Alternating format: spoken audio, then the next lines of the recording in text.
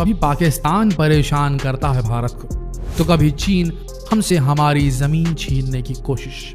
इस बीच भारत का एक करप्ट सिस्टम और करप्ट नेता, उसके बाद धर्म के लोभी, हम तो यही कहेंगे उन्हें, जो धर्म के नाम पे समाज को बांटने का काम करते हैं, उनका अलग चक्कर। इस बीच कौन है जो बचाएगा इस देश को इन बाहरी समस्याओं से और इस अंदरूनी कला से?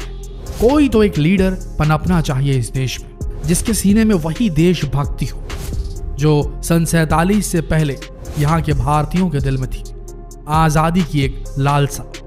लेकिन इस बार आजादी करप्शन से, आजादी रिलीजियसनेस से, पूरी तरीके से धर्म के आधार पर बांटने वालों से पूरी आजादी, आर्थिक आजादी, पाकिस्तान के आतंक से आजादी और चीन की गुंडागर्दी से आजादी। वो वक्त कब आएगा, वो लीडर कब मिलेगा, ये तो नहीं कह सकते। पर हाँ, मोदी ने एक अच्छा कदम तो उठा दिया है।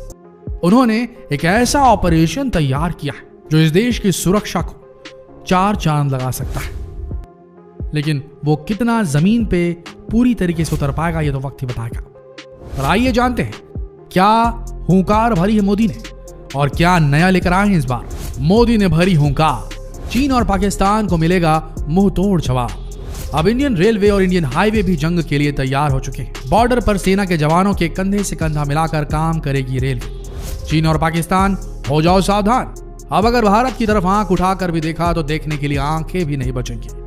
मोदी के ऑपरेशन विनाशक से नस्तनाबूद हो जाएंगे दुश्मन। आज के वीडियो में हम बात करेंगे उस मिशन की जिसके बाद कोई भी दुश्मन देश की सीमाओं में घुसने का दुस्साहस नहीं कर पाएगा। चीन और पाकिस्तान से हर हाल में निपटने के लिए मोदी सरकार ने एक नया मास्टर प्लान तैयार किया है। अगर कभी चीन या पाकिस्तान से जंग के हालात बन जाते हैं या घुसपैठ के हालात बनते हैं, तो ऐसे में भारतीय रेल किस तरह भारतीय सेनाओं की मदद कर पाएगी, इसके लिए पूरा रोड मैप प्लान किया जा रहा है। कुछ समय पहले खबर आई थी कि चीन बॉर्डर के पास वाले इलाके में रेल लाइन बिछा रहा है। ऐसे में इंडिया का ये मास्टर प्लान और भी खास हो जाता है, क्योंकि इंडिया के बॉर्डर पर कई इलाकों में आज भी रेल मार्ग नहीं है, लेकिन अब चीन के बॉर्डर से सटे अरुणाचल के तवांग में रेलवे लाइन बिछाई जा रही है। तवांग 10,000 फीट की ऊंचाई पर है। यह अभी तक देश के दूसरे भागों से कटा हुआ था। इसके अलावा लद्दाख का नॉर्दर्न कॉर्नर भी अब दिल्ली से रेलवे लाइन से जुड़ जाएगा।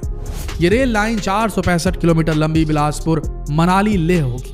प्रोजेक्ट पूरा होने के बाद ये दुनिया की सबसे ऊंची रेल लाइन होगी। इस रेल सेक्शन पर ट्रेन 75 किलोमीटर प्रति घंटे की रफ्तार से दौड़ सकेगी। इसके बनने से दिल्ली से लेह के बीच सफर का समय 40 से घटकर 20 घंटे का रह जाएगा महज। ये लाइन पॉलिटिकली भी काफी इंपॉर्टेंट है, क्योंकि यहाँ से कुछ दूरी पर चीन का बॉर्डर भी है। देश में पहली बार सुरंग के भीतर रेलवे स्टेशन बनेगा। यह स्टेशन हिमाचल में चीन सीमा के पास समुद्र तल से 3000 किलोमीटर की ऊंचाई पर सुरंग में 30 किलोमीटर भीतर कलांग नामक जगह पर होगा। रेलवे इस प्रोजेक्ट को नेशनल प्रोजेक्ट डिक्लेयर करने का मन बना रहा है, क्योंकि ये रेलवे का अब तक का सबसे मुश्किल प्रोजेक्ट है। इसके 2022 तक शुरू होने के संकेत है। इसके अलावा मिलिट्री स्पेशल ट्रेन की स्पीड बढ़ाने की दिशा में भी काम कर रहा है। अभी वेट और अलग अलग तरह के इक्विपमेंट की वजह से ये केवल 20 से 30 किलोमीटर प्रति घंटे की स्पीड से चलती है। अगर अचानक जंग जैसे हालात आ जाएं या कोई इमरजेंसी हो, तो सेना के लावो लश्कर को एक जगह से दूसरे जगह ले जाना और सैनिकों को एक सेक्टर से दूसरे सेक्टर में शिफ्ट करने के लिए रेलवे की हेल्प ली जाती है। वैसे आपको जानकर थोड़ी हैरानी होगी कि इंडियन रेलवे में एक आर्मी विंग भी होती है। इस विंग का काम वॉर टाइम या पीस टाइम में भारतीय सेना की मदद करना होता है। ऐसे में भारतीय रेलवे भी सेना के साथ काम करती है और देश की सुरक्षा में अपना अहम योगदान देती है। इस विंग का नाम है मिलिट्री रेल या मिल रेल। सेना का ज्यादातर ट्रांसपोर्टेशन रेलवे पर ही डिपेंड होता है, क्योंकि इतने भारी इक्विपमेंट को एयरलिफ्ट करना पॉसिबल नहीं होता। सेना के पास अपने खुद के 5000 वैगन भी है और इसके लिए पूरी तरह कंप्यूटराइज सिस्टम यूज किया जाता है। और रेलवे में आर्मी से रिलेटेड सभी काम इसी विंग से होते हैं। इसमें रेलवे बोर्ड का कोई हस्तक्षेप नहीं होता। विंग ऑफिस भी सेना भवन नहीं होता है। सेना या इक्विपमेंट ले जाने वाली ऐसी ट्रेनों की जानकारी एक कोड के रूप में मिल रेल से संबंधित रेलवे डिवीजनों तक पहुंच जाती है, जो बाद में डिवीजन के साइबर सेल द्वारा डीक्रिप्ट की जाती है। इसमें रेलवे की ये विंग सेना से पूरी तरह कांटेक्ट में रहकर काम करती है। इसके अलावा भी जब जरूरत पड़ती है तो सेना रेलवे से अलग से ट्रेन की डिमांड कर सकती है। ये ट्रेन भी सेना की मदद करती है, लेकिन इसके लिए सेना को रेलवे को पेमेंट करना पड़ता है। हर साल लगभग 750 से 800 ट्रेनें मिलिट्री के लिए ट्रांसपोर्ट का काम करती है। एक जानकारी के अनुसार सेना से रेलवे को हर साल 2000 करोड़ का मुनाफा होता है। अब अगर बात करें बॉर्डर पर हो रहे कंस्ट्रक्शन की, तो चीन की सीमा के नजदीक अंडरग्राउंड टनल और पुल बनाने पर भी ज्यादा से ज्यादा फोकस किया जा रहा है। ताकि LAC पर कनेक्टिविटी को बढ़ाया जा सके। वहीं अगर चीन की बात करें तो वो तिब्बत के हर कोने को रेल लाइन से कनेक्ट करने की प्लानिंग कर रहा है ताकि वो भारत, नेपाल और भूटान की सीमाओं तक आसानी से पहुंच सके। चीन ने तिब्बत में ल्हासा और नियांगची शहरों को जोड़ने वाली रेल लाइन बिछाने का काम पूरा कर लिया है। यह रेल लाइन अरुणाचल प्रदेश की सीमा तक बिछाई गई है। सिचुआन तिब्बत रेलवे तिब्बत में क्विंघाई तिब्बत रेलवे के बाद दूसरा रेलवे मार्ग होगा। इस परियोजना की लागत लगभग 6,000 अरब डॉलर है। ये लाइन इंडियन बॉर्डर से केवल 90 किलोमीटर की दूरी पर है। इसके अलावा चीन ने सिक्किम में इंडियन बॉर्डर के पास तिब्बत की प्रांतीय कैपिटल ल्हासा को जोड़ने वाली रेल लाइन का काम पूरा कर लिया है। इसके अलावा भी चीन में कई दूसरे रेल प्रोजेक्ट भी काम कर रहे हैं। देखा जाए तो चीन पूरी तरह से कोशिश कर रहा है कि वो बॉर्डर तक कनेक्टिविटी को बढ़ा सके। ऐसे में हमें भी अपने रेलवे इंफ्रास्ट्रक्चर को और मजबूत करना होगा ताकि हम चीन को कड़ी टक्कर दे सके।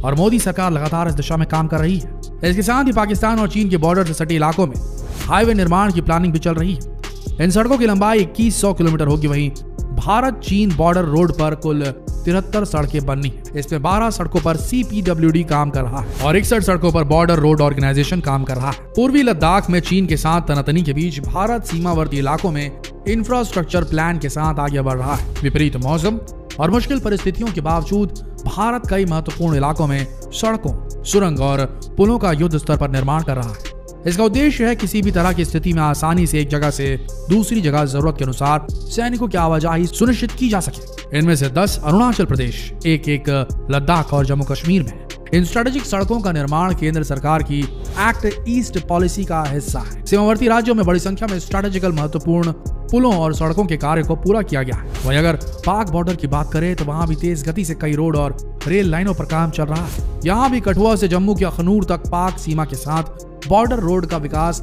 BRO कर रहा है। पाक सीमा के साथ बॉर्डर रोड का विकास BRO कर रहा है।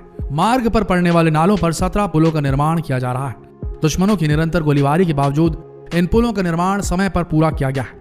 ये पुल सीमा से सटे ग्रामीण इलाकों के विकास में तेजी तो लाएंगे ही, सरहद की रक्षा कर रहे हमारे जवानों को इनका लाभ भी मिलेगा।